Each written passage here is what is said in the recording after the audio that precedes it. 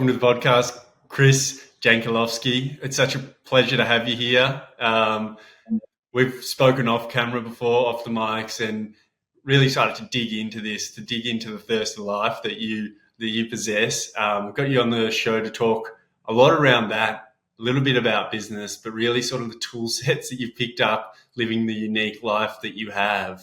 I was hoping you could just open up by just telling us where you're standing today. But before getting into that, I really want to congratulate you and the team who have managed to get an important medication on the publicly listed drug goods, which will lead into where we are now. So that's a huge thing. You showed me off camera that how amazing that is, and that's sort of transformed the way that you're going to be going forward here.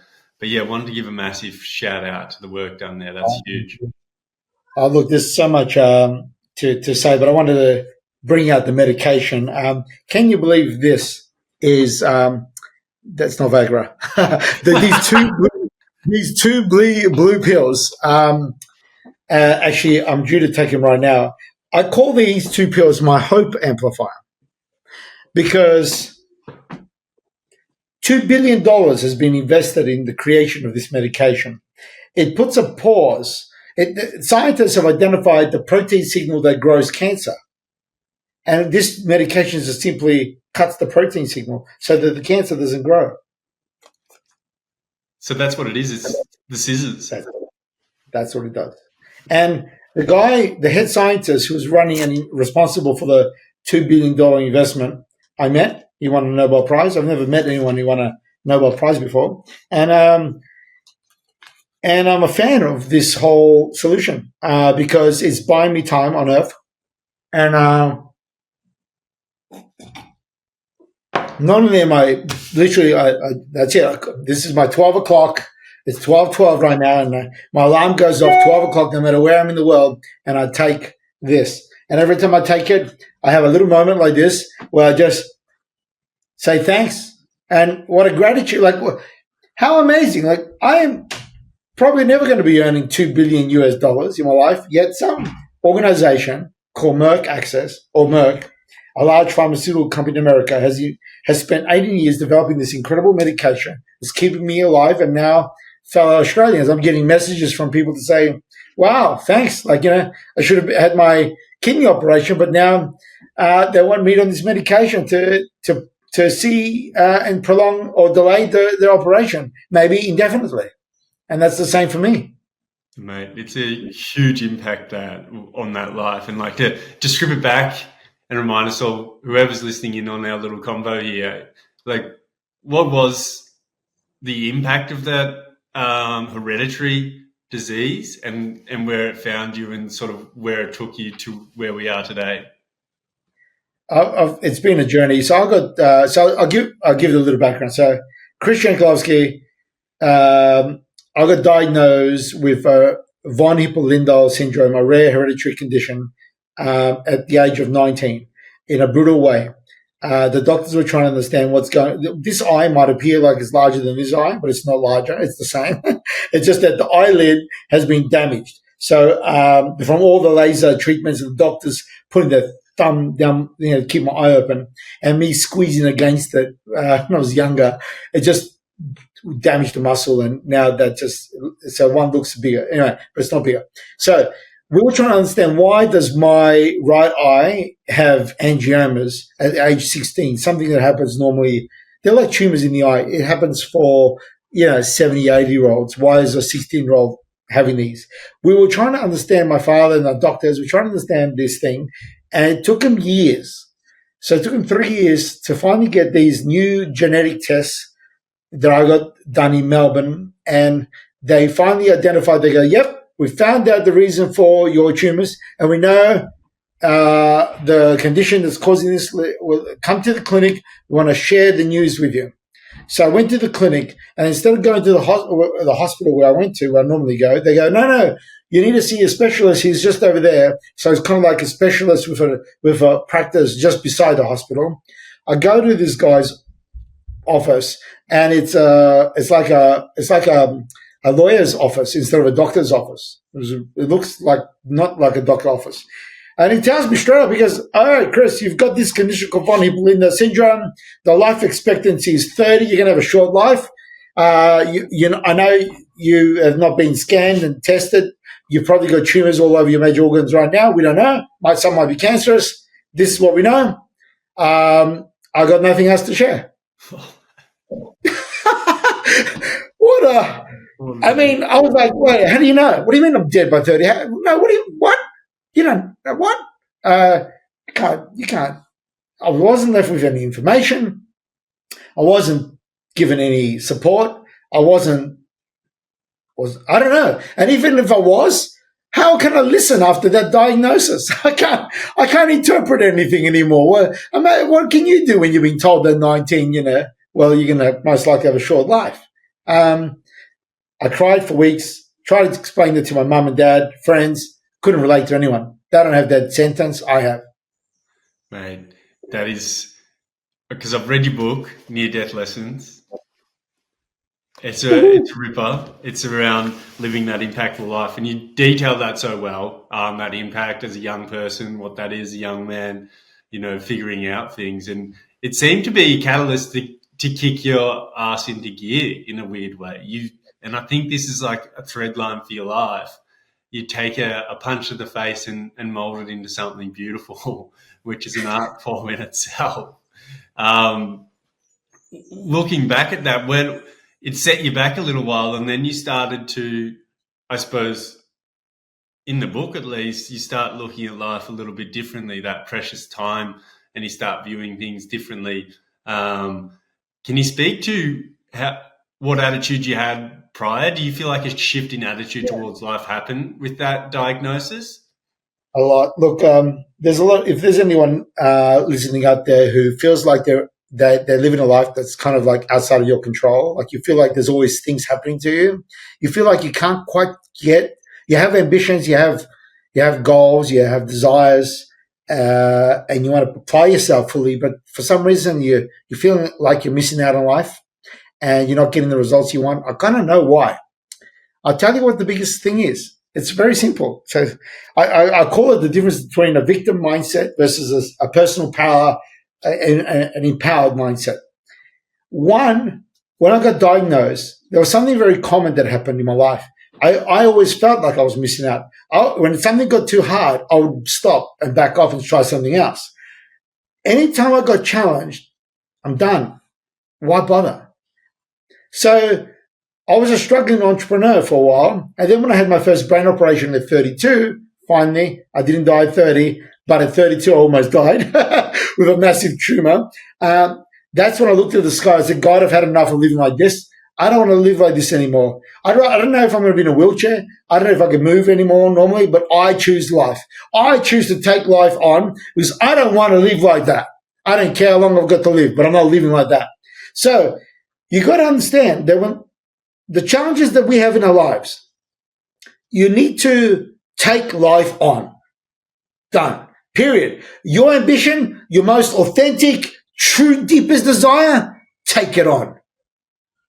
Yeah. And when you take life on, you are saying to yourself, the self that I'm referring to is the one that's observing you, your spiritual entity, observing yourself. We're a spiritual entity, we're a physical, biological entity. And ourselves observes our conduct in this biological form all the time. You need to influence and inspire that person that's observing all the time because you're in control. To be in control of your life is to control your own self. Start. And the only way you can take yourself on is by taking yourself on. And the only way you can take yourself on is by taking on life. And your true desires are very important, more than you realize. When you can link your heart and what's true to your heart, you got this instinctive feeling it's true, and you do something about it, you get challenged. You hit walls, impossible walls. You think that, how the hell? And you know what? When you persevere and you take that on, you grow. You become, and yes, we can all grow and become something, but we grow and become in a direction that's important for us and the universe. And then we can make something of our lives that's beyond serving our own interests all the time. You see, we could all be a vessel. We could all be of service but we must embrace this core desires and understand. You see, we are so powerful because every time I nearly die, it's like a onion layer. I have to rebirth. I have to regrow. I have to learn how to walk and talk again. I have to go through this massive journey. And every time I do, it's just another layer. And all these layers are like opportunities for me to reset to the factory button, to this core of like, who am I as the essence and who are you as an essence? Because this essence of whoever we are is far more powerful than we ever thought. So we put such a ceiling on our realities, on what life can be for us, and on who we are. But the more I understand myself, the more I go in silence, meditate, all that stuff, the more powerful I am, the more I grow. It's annoying. I always say my subconscious is more powerful than my conscious. My conscious is always catching up to my subconscious. Yeah, that's such a strong thing to say, and you capture a bit in your book where I don't think you give the service to sort of where you were. So for anyone listening again, you literally had to teach yourself how to walk, talk, do everything all over again from ground one. Move. Well, that's my left hand move still. That's normal. Yeah. And that's as fast as I can kind of move it. It's robotic. So if I hold the water, like, that's normal. But then if you do it with my left hand, you'll see here, kind of looks normal in this camera, but it's robotic. It's a bit of tactia. Yeah, it's fascinating. Right. And so you feel like when you hit that space of going back to essence, you discover something about yourself. What would you say Chris's essence is? Like, what have you learned there? That's a fascinating journey because every time, so this deep desire to inspire, to impact, because I'm trying to be worthy of all these second chances. I've been saved in life so many times. I shouldn't be here. Oh, but I'm here. I shouldn't be, but I'm here. Now what? I had an ambition at 25 to become an entrepreneur, to be worth 25 million and above. All right. Well, I'm now 51. Done. I've been saved so many times. What is it now? Now that I've got this magic pill, the Hope Amplifier, maybe I do have another 25 years ahead of me. Who knows? Yes, I've got 6 brain tumors right now and 3 cancers and a complex cyst in my remaining half kidney. Who knows? But maybe. So what's my next 25 years going to be about? Another beautiful home, another holiday place, another Porsche. What's it going to be about? Well, those worldly things are very important. But when you've got enough of them, there's always another level, yes. But for me, I feel I am spiritually obligated to serve, and that's why I'm here. And so for me, I have been growing, especially this journey of living between LA and Sydney every month. I have been focused at growing and becoming. And the core essence of me is really this ability to understand storytelling in a way that can be relatable and relevant for other people's lives, to open up possibilities in others so that they can live up to their true callings, whatever that is. And I can be worthy and give a high five to God on the way out and say, thanks for saving me all this time. I hope I've helped as many people out there really embrace their capability, their calling, this innate.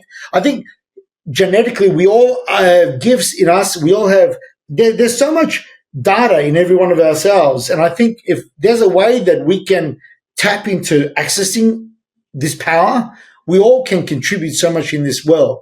And so I want to help people transition from feeling like they've got a life that's out of their control to a life that's in their control, that they feel like they've got power to embrace, and confidence to embrace their highest, most empowered version of themselves. Because what they can create in terms of their purpose and impact in this world and the contributions they can make is so strong when you're in this environment of personal power versus always being doubtful or insecure or minimizing yourself all the time.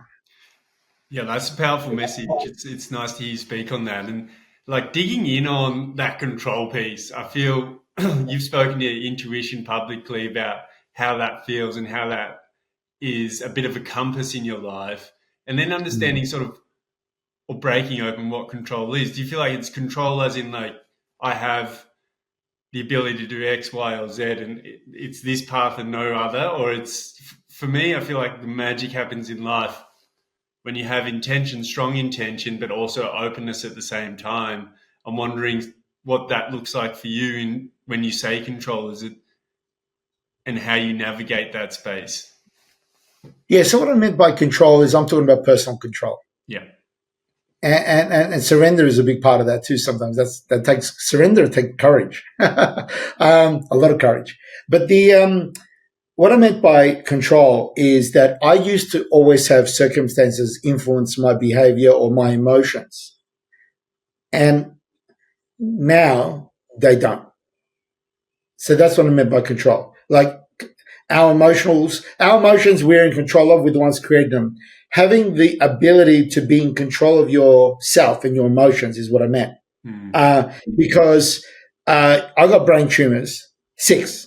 I got half a kidney, and I live with so much uncertainty, but I'm not freaking out.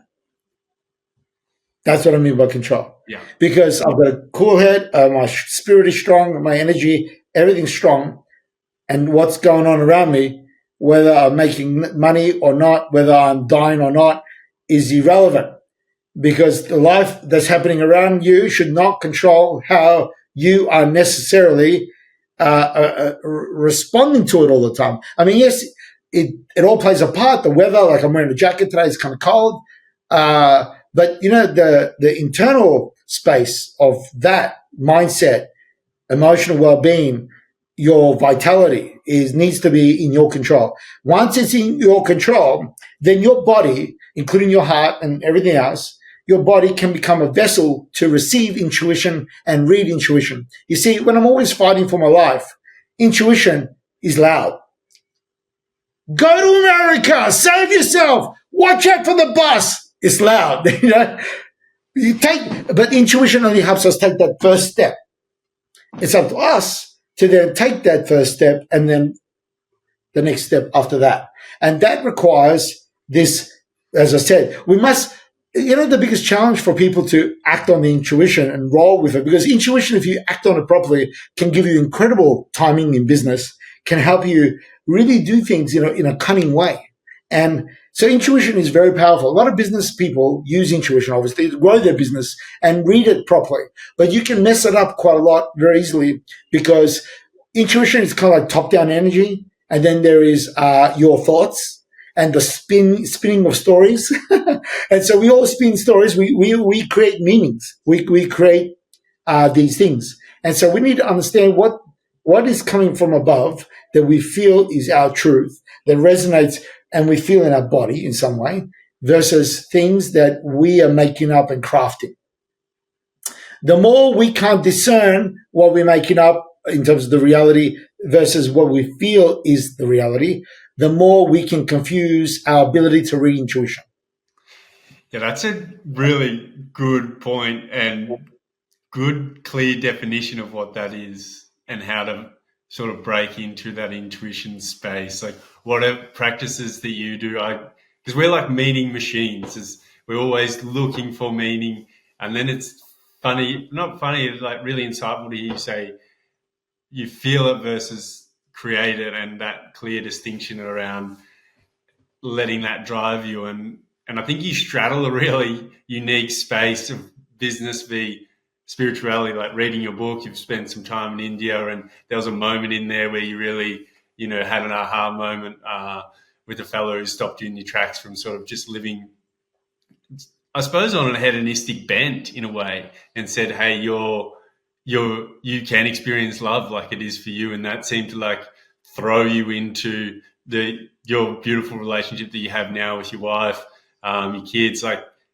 in a way, that was life interaction. Like, what's your read on that in the past now as a meaning maker, but then also as a feeling receptor? The feeling, we can't underestimate the feeling, especially, you really can't. I mean, you can't walk away from it anyway. Even if when your gut feelings, you can't ignore them. Every time you do, you test it. So I'll tell you first, how did my funky intuition come about? It all happened after my first brain operation. So before that, I had a feel, but I never was responding to it. I never was acting on it. But then after the first brain tumor was removed, it was a 5 centimeter tumor in June of 2005. When it was removed in my right hemisphere, I was bedbound for 2 days in the hospital with a super swollen head. And the swelling I could feel the pressure in my head. But I felt, and I say this to my friends, it felt like I was a fish in a fish tank in my own head. And, but there was something happening that was new. I've never experienced before. And that was that like, imagine I'm in bed, I'm in a hospital bed, I'm facing this way. Over here is a wall and a corridor behind the wall. And on my right is a window. And everyone walking past this corridor, and I can't see them, there's no window, but I can feel them. And not only can I feel them, not just hear them, not just feel them like there's someone walking past, but actually feel what they're feeling, feel what they're thinking, not by what they're saying, but by feelings. And I couldn't turn it off. It was annoying because I couldn't fall asleep. And sometimes, someone's happy and someone's sad, someone's angry. I felt it all and I couldn't turn it off. It was such a bizarre experience. And when nurses would come in my room, they touch the door handle, bang, I would know what's going on. They would come in my room and I would literally be starting a conversation from the moment wherever their thought was forward. Wow. Did you ever feel like it was your thoughts? Like, did you ever get confused that it was yours, or you always knew that it was someone else's? No, I know I was observing. Yeah. You don't just randomly go, like, when people are walking past and someone's got this one kind of a feeling or emotions going on and another one's got another one. Man, I was switching. It wasn't mine. It was theirs. Yeah. I was just somehow receptive to it. And I didn't understand. Thank God we don't have this function or capability in our bodies all the time because, man, that was difficult. Anyway, after that experience, somebody referred to as a form of enlightenment. I was like, oh, that sounds good, but I don't think so. I don't know what it was, but it was a problem. After that experience, though, something happened where over a period of 8 years, there were 30 women of friends who were pregnant. And I would test this feeling, this new intuitive feeling I'm noticing. So I'll play with it and I'll test. And I suggest everyone, we can all do this. We can all play with our intuition on something that we can test and refine so that we can get more and more confidence and capability in discerning the intuition. So for me, when there's a boy and a girl there, and please forgive me, I have a speech impairment as well. Anyway, when there's a pregnant woman there, I got to be in her presence. I got to feel it. When I'm there, I feel it straight away. Oh, you got a girl. Oh, you got a boy. If I feel it, I call it. I'm not changing my mind. If I think I'm guessing, it's always wrong. Or it may be right, may be wrong, but I'm doubtful. I'm never certain. But when I feel it and I call it, there's no doubt. It's certainty. Friends have been playing with me for a long time. So one guy I remember very clearly, I'm not going to mention his name, he's in Melbourne as well, and he's having a daughter. And I tell you what, right up till the end, he was, Chris, no, you got it wrong. First time you got it wrong. I know you've had this killer streak for so long, but this one you got it wrong for so long. He was busting my chop. He never let loose. And then the wife has the child. It's a girl. And I look at him, I go, and he just smiles. And it just acknowledges, and he goes, well, I don't know what you do, mate. But so, yeah, it's a fascinating thing. You're talking about a higher form of intelligence that we all have access to. And we don't understand it. Science doesn't understand it, but we all can tap into it. Yeah, it's a bizarre one. That's why I really liked your definition of it. I feel like it does get lost in there. Never heard it described that way. How have you felt it happen in business for you? I feel like that's an interesting space. A lot of people try and understand it in there, and there's different pressures to life, different implications of making that call. Although that's why a lot of people lean on data hard to back up their rationale, save the job, and be able to justify a decision versus back up an intuition, which an intuition is usually like a combination of sort of intrinsic data that you've collected over your life and built up if you've learned to trust it. There's an argument there that it is a data set. There's a lot of argument there. So you need to see something that in a business, there's a team of people. You're never on your own. Well, sometimes you are when you're starting out. And so at the beginning, honestly, if you got access to data, you got to use data and intuition, of course. Actually, sometimes the data helps you relate to intuition. Like you need to get an intuition response. So data will inform you of something, and then your feel, if you're perceptive in nature, especially like I am, can help you say, okay, that doesn't feel like the right path, regardless of how much the data shows. I mean, I followed data and I followed results that led me to a $2 million loss. But my intuition was screaming at me saying, this is not right. No one's appreciating. The people who should be paying you for your services aren't valuing you. The market is not responding to offers. You're struggling so hard. You spend 6 months pivoting every day, and you're spending $75,000 to earn $5,000. Hello, intuition. Oh, but the data shows I'm promising. I'm a real estate portal. I'm winning. I've got more listings than most. I've got 14,000 brokers. I've got all this activity. Yeah, so there's argument also against just listening to data as well. Yeah, so the promise was there. And then in your business remote stuff, where have you felt it play out there for you?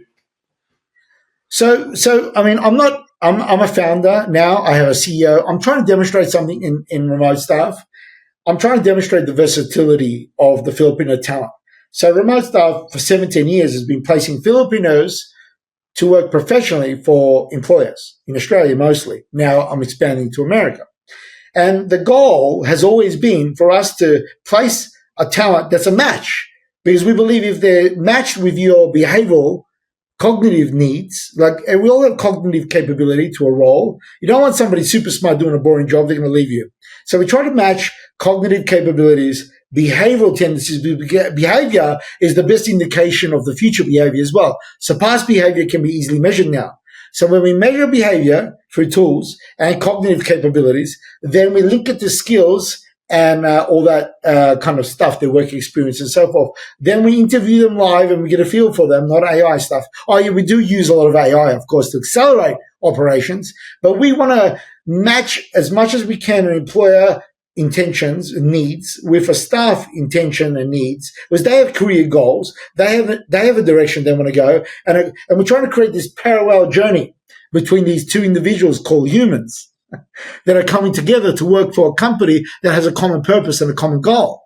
Are these people going to work together in a collaborative way? That's what we want to achieve. But obviously, there's the leadership and the management capability of an owner who may or may not have the capability, as in the maturity, to be a leader, a manager, to lead people, to bring them best selves. A lot of people misunderstand the Filipino talent as cheap outsourcing, micromanager, do tasks, get tasks done.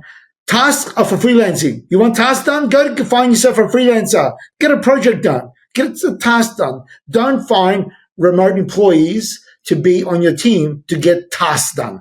You hire people on your business to help them achieve the business goals. Let them contribute to the growth. Let them contribute to advancing things. Why are you, as business owners, trying to control it all?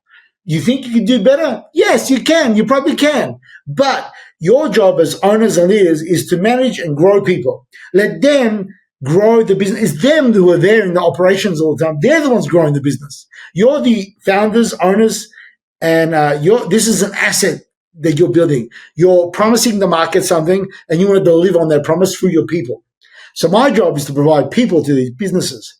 And obviously there's a dilemma going on, because the expectations and understandings of the employers is not quite so, and there's expectations and understandings of the Filipinos that aren't quite so. And I'm trying to now get myself in the public eye with the book, speaking and everything else, and try to bring this gap so that employers understand that Filipino talent or Pakistani talent or talent from other developing nations are an amazing resource, an amazing opportunity for companies to do global good.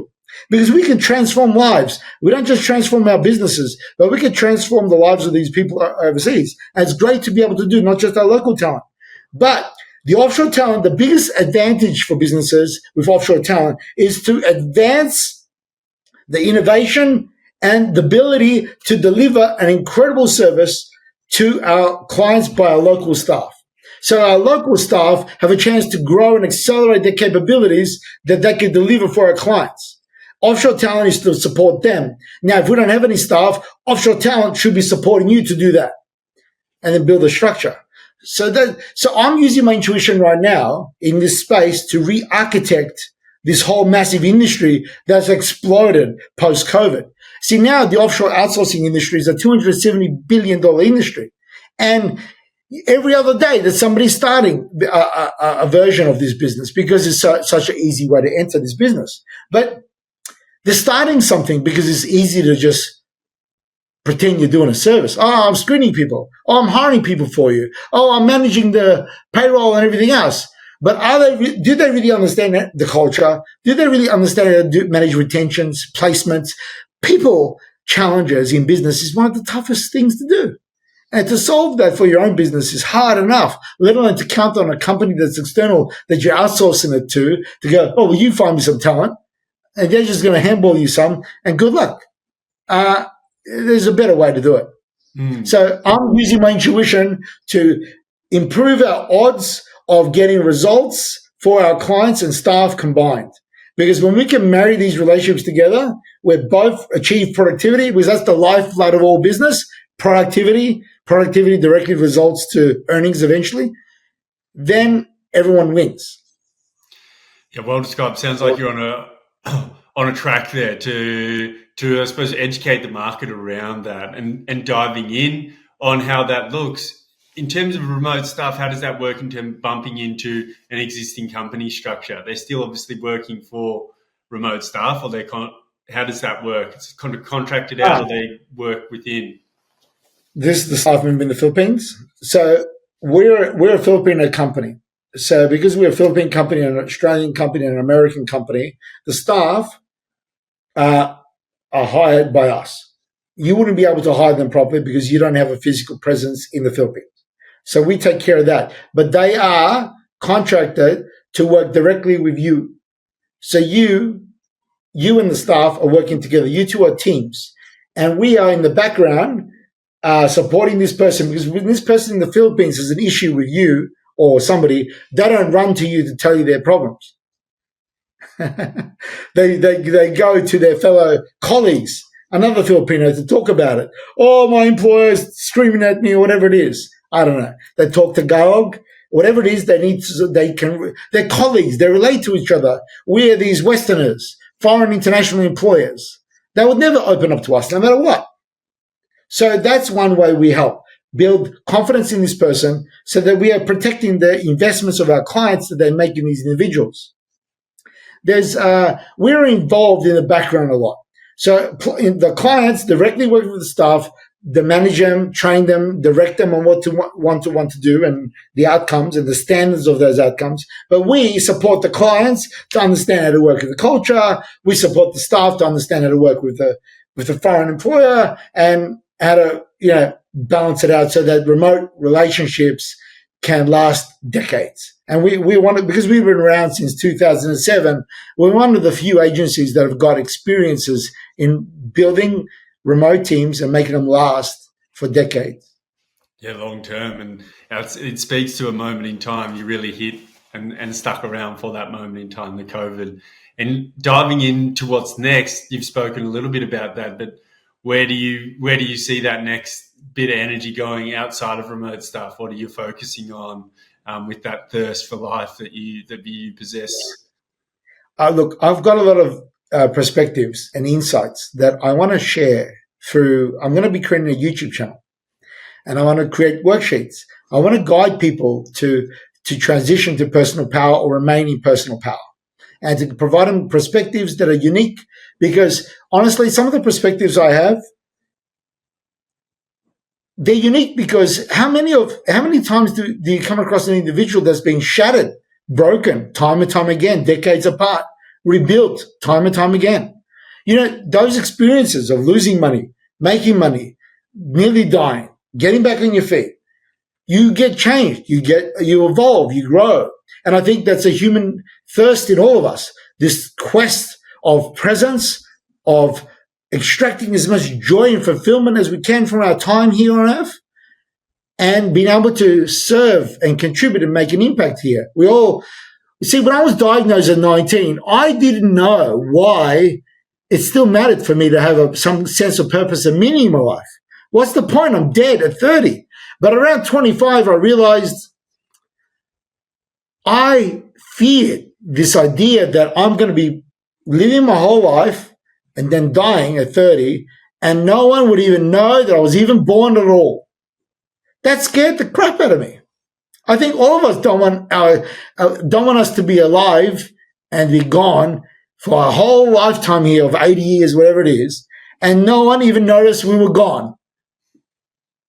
But that concept just scared me. And because of that concept, I've been always on this quest of finding a purpose and a meaning of a way of contributing to other people's lives. And so for me, remote staff was my first time I gained an experience. I thought becoming an entrepreneur was my purpose. It wasn't. Our purpose is the impact that we are making on others, not just on our own lives. See, being an entrepreneur and making millions is the impact I'm making to myself and the family. It's all good. It's very important. But a purpose is the impact you make on others. And you can't serve, you know that analogy? You can't serve others from a glass that's empty. You can't pour out of it. So you have to fill your glass. Yes, become rich. Yes, become powerful so you can serve. So to get to that analogy that I was referring to about purpose, if you care about something more than you, if you care about it, deeply care about it more than others, and you're willing to apply yourself, and you've got energy and focus and a hunger for growth, to learn more and apply, and if you notice this energy, follow your energy. Don't follow just interests. Follow what sparks you, because that's a clue. That's your biological clue that you're on point with your direction towards a purpose. It might not be clear. Faith is where you need it. That's where intuition comes on. Use your intuition. As long as it constantly feels right, you may not have answers. You have to have the faith to stay on that path. You have to have the faith to continue learning and evolving and crafting your capabilities, so that along the way, whenever you're ready, not your time ready, the universe time, whenever that moment happens, you're there, prepared, ready to take that opportunity. And that's a big one, is sticking the course, I think. So everyone can feel that spark and starter, but you've alluded to it before, is you feel that spark and then you're challenged. And you said yourself that you've fallen away from that challenge before, but that sort of near-death experience really said, hang on, I want to take it on. And I think that's where we got into the control piece, and it's more just to stay the course, it sounds like, and to hold that spark and be like, no, this will turn out right. And I feel like to succeed in anything, whether it's, business or life or ambition to help others, you sort of need that unwavering attitude and dedication to get something done. But openness to know where it'll come from seems to be a bit of a recipe for success there. What's your thoughts on pedestaling?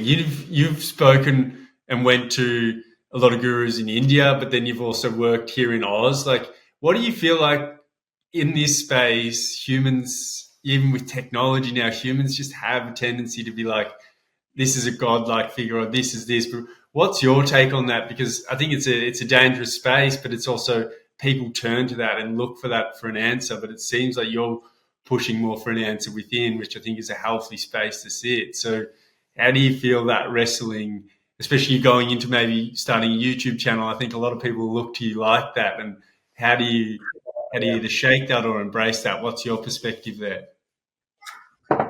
Going to America for 2.5 years and meeting some fascinating people, billionaires, very wealthy individuals as well, very accomplished people.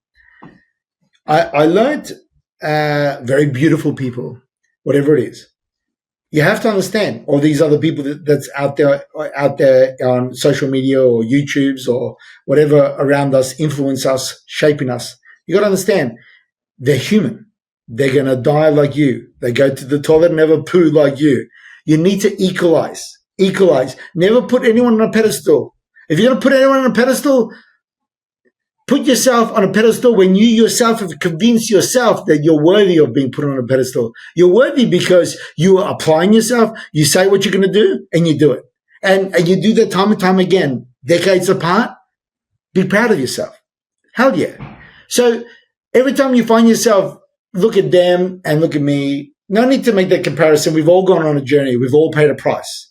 So I always like to practice equalizing and shifting that. So if I admire somebody on YouTube or wherever you might think about, whatever it is that you admired about them, you must reflect it back on yourself at least and go, you know what? I really admire about them, and I admire this little bit about me, and I could see the potential of me looking up to that capability. And imagine and visualize. Use this as an opportunity to visualize. Wow, imagine what my life would be like if I could have that kind of influence or power or wealth or whatever it is that you desire in this life. Feel it. Because it's the only time when you know and you're feeling it, like it can be sensed like a reality. So you really need to study your desires. You must understand your desires. And the more you understand your desires by feeling it, experiencing it, associating with it, the more you can have confidence to commit to it. So one of the biggest things I talk about as well that you may have noticed is 2 times I've bargained for my life, or 3 times. And when I bargain for my life, it is a pledge. I make a pledge. And I remember this one 21-year-old person who read my book. Is a very intelligent individual, very amazing. He called me because I was selling one of my cars, and he said, look, hey, I'm not interested in buying your Porsche, but I wanted to learn from you. I want to also own that car one day, and I'd love to just connect with you. I gave him a copy of my book, and we met when I said, look, read my book, and I'll answer any questions you have. Let me help any which way you can. Let's advance this topic. I like what we're doing today. And so what he did was he asked me only one question. He goes, Chris, I wish I could make a commitment like you can. I go, what do you mean? He goes, teach me how to make a pledge. Interesting. So let me tell you, there's a difference between a goal and a pledge. Ask yourself, do you have goals in your life? I like to think you do. Most people do. But know that a goal is just a stepping stone towards a direction. But what is the direction? A direction, like a pledge, is a commitment towards a purpose. Something that you know intuitively, instinctively, is the thing you need to do. You know, because when you go past a graveyard, you don't know how many dreams have been buried there, how many books have never been written, songs and all this stuff have never been expressed. You've got this time right now to express these things. But what are these things? You're not looking for fulfillment outside of you. Fulfillment only comes from within. And so you need to know from within, what is this instinctive calling that I can link to a service that's outside of myself in a way that I'm willing to serve and contribute in others. That can be, if you're so clear on that, that can be your commitment to a pledge. And a pledge, in my opinion, I've always done it a decade long. Every pledge is a decade. Like when I first bargained for my life, I looked at the sky and I said, God, I've had enough of living like that. I choose life. That was my own personal one. So I've stuck to that since. 20 years. 21 years. 20 years. 19 years. Second one, 2007. Bargaining for my life. I said, Doc, give me 10 more years and I'll employ thousands, because I had the idea of starting remote stuff. I thought, wouldn't that be nice? I've not hired anyone yet, but I'm sure I could stick to this and get somewhere. Well, I stopped counting at year 10 at 7,600 staff. I just rounded off at 8. So I delivered on a pledge. Wow, something beyond me I haven't thought possible, but I had such a big reason to do this. Now, same thing. In October 2017, I made a pledge in the IC ward. Give me another 10 years and I'll inspire millions. That idea came because I wrote the book. So my sons would know who their father was. I thought, again, after the tumor burst in my head when Charlie Teo operated on me for my second brain operation. I thought I maybe had another year or two left because I was bedbound for 3 months like a vegetable, couldn't speak, couldn't move. And I just had the operation 1 month before the birth of my second son, Billy. But when I wrote the book, it was a healing journey, and for my sons, but I could see the gold nuggets in there. And so I hired a resilience consultant. I said to her, her name's Jo in Noosa. I said to her, can you please read my book and just put a spotlight on how I respond to adversity differently? Because I don't know what I'm doing. I'm just trying to survive. But I don't know. Every time I try to survive, and I in the process, I bounce back wealthier, happier, more driven, more determined than ever before. Why am I not slowing down? I have so much uncertainty. Shouldn't I be just backing out and smelling the roses? But I can't. Well, I do, but you know what I mean? I can't just, I can't just go easy, mate, because this is a miracle. This presence. Imagine you died and you come back in this biological form. Do you know how much trillions of dollars would be required and the science and hundreds of years ahead of us to bring a soul, a presence back in this biological form? And we all take that for granted because we're here. Yeah, but what if you're not? How are you going to come back? Well, then how about an individual who's had 3 near-death experiences, even though I talk about 8? The truth is I've had 3 near-death experiences, a total of 8 bad, serious health adversities, close calls. They're not technically traditional near-death experiences, but I'm running on different directions here at the moment. So, sorry, what was have I answered the question? No, it did. It answered that question because it was coming off. There's an interesting thing because where you are with your YouTube or trying to spread like your pledge right now, because we've spoken off camera, that pledge, and I feel like part of that pledge is you're going to have people come up to you and pedestal you. So I had that question around that, and you went off and spoke about that inner sort of strength and be able to witness things in others that you admire, but understand that something from yourself and using that as a thread. And there's a fellow, Simon Squibb, who goes around asking people, what's your dream? And it's been really impactful for him, but for others. But one of his main problems is coming up is everyone feels like he has to be the catalyst for the dream versus his whole message is, what is your dream? And it's a bit like the pledge. It's I don't know if you experience this, but in life, I feel like there's ideas that float around and people grab them and resonate with them and push them out into the world. And it feels like that's what you're doing with this pledge. And I just wanted to ask around that and where you felt on that. Right. And to close the question and to close the thing, a past guest who didn't know you'd be on asked this: what is one thing that others would say about you that is true? Well, obviously, my energy and thirst for life is vibrant. It's something that everyone notices. So that's the truth. My wife feels it. My kids feel it. Others who meet me feel it. I mean, I just get excited like a kid. Like I was driving in Phoenix, Arizona, and I came across these large cactuses, huge. Mate, I slammed the brakes, pulled over on the side, ran over there. I was like, oh my God, look at this cactus. And, I embraced the moment. So I embrace life. Love that. And then if you were to pass on one question to another person, what would it be?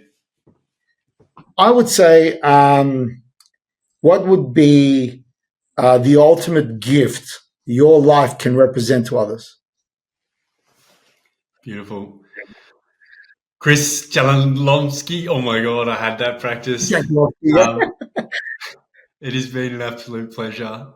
Thanks for sharing the thirst for life. It's